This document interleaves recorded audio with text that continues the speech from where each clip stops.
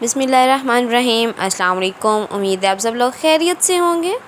सबसे पहले दुरूद इब्राहिमी, अपने हर काम का आगाज़ दुरूद पाक से किया करें। This is Naya Mahfooz from AFNS guideline AFNS cabinet. आज की हमारी जो वीडियो है वो है Pakistan air force English test preparation GDP CAE air defence logistic assured service commission Pakistan army Pakistan navy air force में जितनी भी वैकेंसीज में इंग्लिश पोर्शन जो है, जितने भी ब्रांचेस में जो इंग्लिश पोर्शन है उसका पार्ट 1 है, उसकी क्लास 1 है आज। ठीक है, इस वीडियो में आपको जो है वो डिफरेंट इंग्लिश के MCQs मिलेंगे। आप लोगों को आइडिया हो जाएगा कि इंग्लिश के MCQs जो है वो सब फोर्सेस में किस तरह के आ सकते हैं। ठीक है, और इसके अलावा इससे पहले जो है वो इंटेलिजेंस की क्लासेस जो है वो कंप्लीट हुई हैं।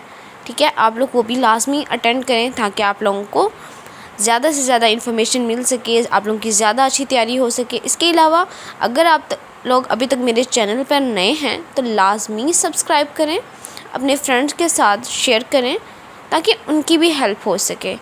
इसके अलावा अगर आप लोगों को तैयारी करनी है पाकिस्तान एयरफोर्स के एक व्हाट्सएप ग्रुप में तो आप नीचे कमेंट कर दें, आप लोगों को लिंक उसका मिल जाएगा तो आप उसको ज्वाइन कर लीजिएगा। ठीक है, इसके अलावा डिस्कशन ग्रुप में ऐड होने के लिए भी मुझे नीचे कमेंट करें।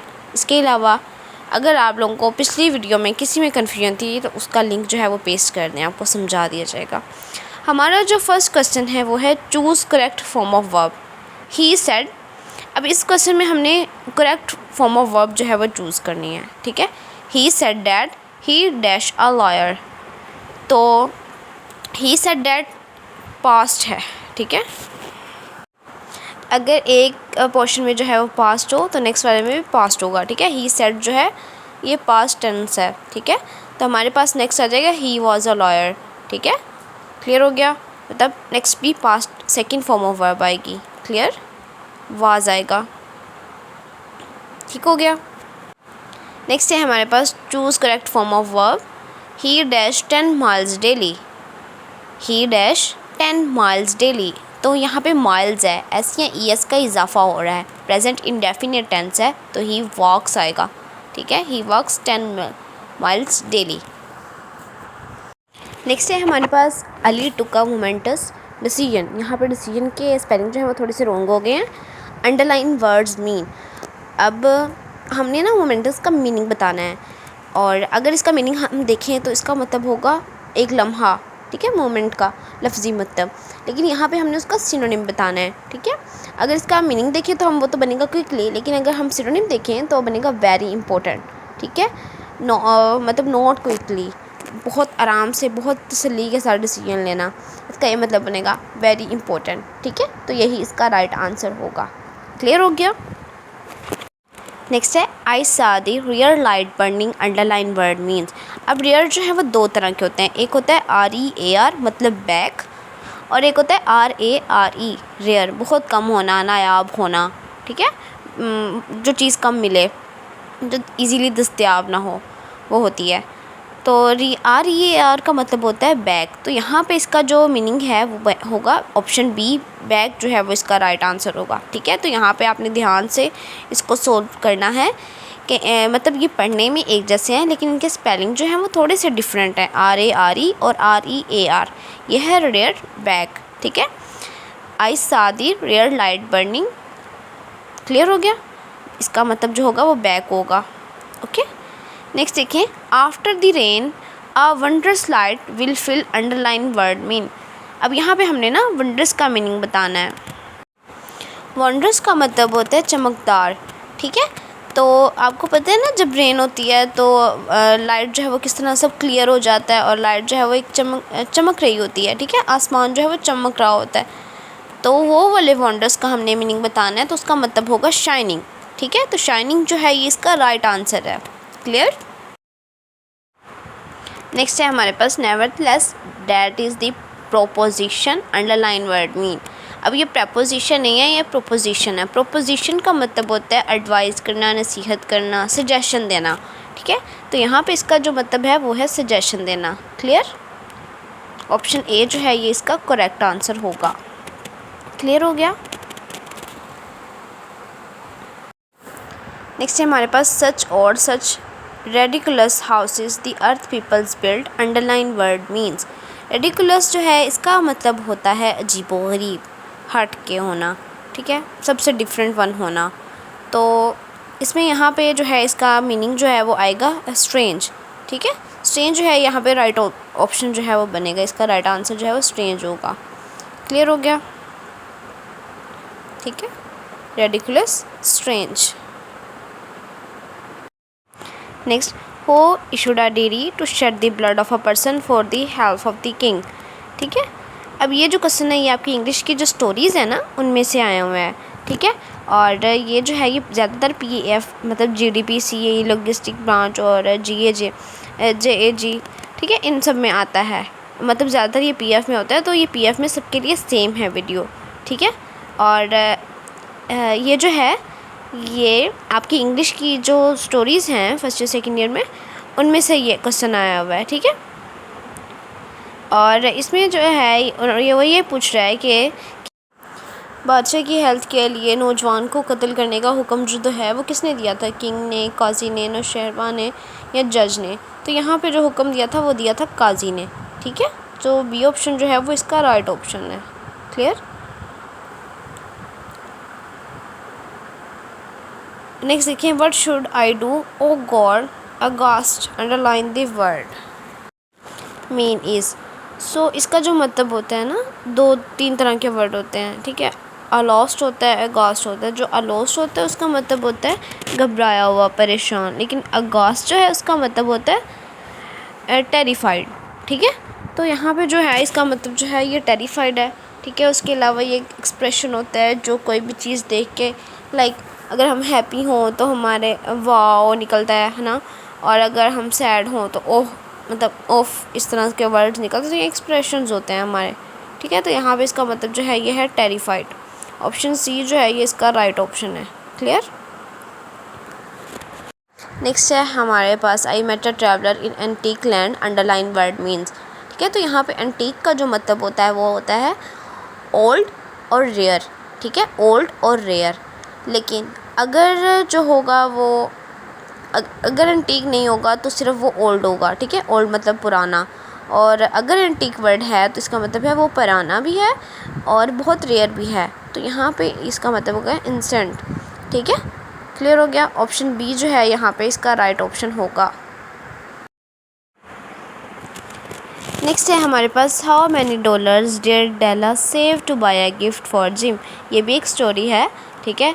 फर्स्ट ईयर में जिसमें था कि डेला ने जो है वो अपने हेयर्स जो हैं वो सेल करके तो जिम के लिए वॉच ख़रीदी थी, और जिम ने जो है अपनी वॉच जो है उसको सेल करके और डेला के लिए हेयर एसेसरी, ऐसी कुछ स्टोरी, ठीक है। तो उसमें जो है वो डेला ने कितने $1.87 जो हैं वो सेव किए थे जिम के लिए गिफ्ट बाय करने के लिए, ठीक है। नेक्स्ट है Chaudhary Fatehdad reprimanded Abul for a mistake underline word means. अब यहाँ पे रिप्रीमेंडेड का मतलब क्या होगा, ठीक है, इंग्लिश में। तो इंसल्टेड का मतलब होता है बेइज्जती करना, अमोनिश नसीहत करना, एडमोनिश नसीहत करना, पनिश जो है वो सज़ा देना, रिवार्डेड कोई इनाम देना, ठीक है। तो यहाँ पे एडमोनिश्ड प्रीमेंडेड का मतलब होगा कोई नसीहत देना, कोई कुछ तजवीज़ करना, ठीक है। तो यहाँ पे एडमोनिश जो है उसका भी यही मतलब है, ठीक है। तो रिप्रीमेंडेड का क्या मतलब हुआ, एडमोनिश्ड। ऑप्शन बी जो है ये इसका राइट ऑप्शन होगा, ठीक है।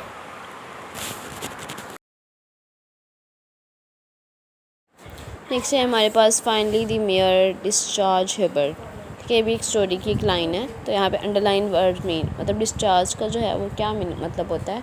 तो यहाँ पे डिस्चार्ज का जो मतलब है वो है रिलीज, ठीक है।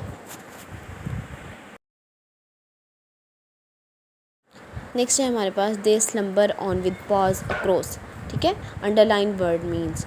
तो स्लम्बर का क्या मतलब होता है, वॉक का मतलब होता है चलना, बाक मतलब भौंकना, सिट मतलब बैठना, और स्लीप मतलब सोना। तो यहाँ पे जो स्लम्बर का जो मतलब है वो है स्लीप, ठीक है। मोस्ट स्वीटेबल जो इसका मीनिंग है वो होगा स्लीप।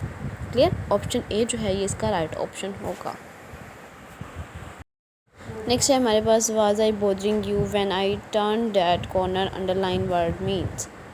बोदरिंग का मतलब होता है परेशान करना, मुश्किल मुश्किल करना कोई चीज़, ठीक है। तो सेम इसी तरह ट्रबलिंग का जो मतलब है वो भी परेशान करना। सो यहाँ पर ट्रबलिंग जो है ये इसका राइट आंसर होगा, ठीक है। ऑप्शन बी जो है ये इसका राइट आंसर है। नेक्स्ट है हमारे पास the human thoughts make return a bit के आपका हमारी एक स्टोरी है, एक लेसन है visit to a small planet, ठीक है। ये उसका है the human thoughts make return a bit giddy, ठीक है। ऑप्शन ए जो है गिडी ये इसका राइट आंसर है। क्लियर हो गया। नेक्स्ट है all were scared burnt and afraid underline word means, ठीक है। स्केर्ड का मतलब होता है कि घबराना, लेकिन यहाँ पे अगर हम आम अल्फाज में बोले तो, लेकिन यहाँ पे स्केर्ड का मतलब जो है ये है कोई ज़ख़म होने के बाद घबराना, ठीक है। हॉरिफाइड, टेरिफाइड, अफ्रेड जो है ये तो होते हैं ना घबराहट के लिए यूज़, लेकिन वाउंडेड जो है ये इसलिए तब यूज़ होगा जब किसी भी चोट के बाद घबराहट हो तब, ठीक है। स्केर्ड का जो यहाँ पे करेक्ट सिनोनिम होगा, करेक्ट जो मीनिंग होगा वो होगा वाउंडेड, ठीक है। किसी भी ज़ख़म के बाद घबराना, परेशान होना। क्लियर। तो ऑप्शन डी जो है ये इसका राइट ऑप्शन होगा। नेक्स्ट है they dash a novel for 2 hours, has been reading, have been reading, are reading, will be reading. तो यहाँ पे आएगा they have been reading a novel for 2 hours, ठीक है। ऑप्शन बी जो है ये इसका करेक्ट ऑप्शन होगा, हैव बीन रीडिंग। नेक्स्ट देखिए how many years ago Harry bought a barber shop in okay by the sea, ठीक है।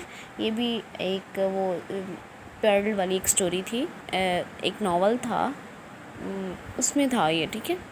पर्ल वाली एक स्टोरी थी, तो ये है 24 ईयर्स, ठीक है। नेक्स्ट हमारे पास difference in the age of 2 men was. ये हीट लाइटनिंग एक स्टोरी थी, उसमें था कि 2 आदमी जो शायद बस में मिले थे, उनकी एज में जो था वो क्या डिफरेंस, कितना डिफरेंस था, 10 ईयर, 2 ईयर्स, 5 ईयर या 4 ईयर। तो उनकी एज में जो डिफरेंस था वो था 5 ईयर्स, ठीक है। तो ऑप्शन सी जो है ये इसका करेक्ट ऑप्शन होगा। So this is all from my side for today. अगर आप लोगों को इसमें से कुछ समझ नहीं आया तो आप लोग मुझसे कमेंट बॉक्स में पूछ सकते हैं। इसके अलावा अगर आप लोग चैनल पे नए हैं तो चैनल को लास्ट में सब्सक्राइब करें, लाइक करें और शेयर करें। वीडियो को जो है वो कंप्लीट वॉच करें। कुछ इन्फॉर्मेशन जो है वो वीडियो के स्टार्ट में दी जाती है और कुछ लास्ट में। सेम इसी तरह नेक्स्ट वीडियो में जो है वो क्लास 2 आएगी, ये क्लास 1 थी, तो क्लास 2 जो है इंग्लिश की वो नेक्स्ट वीडियो में अपलोड हो जाएगी, ठीक है।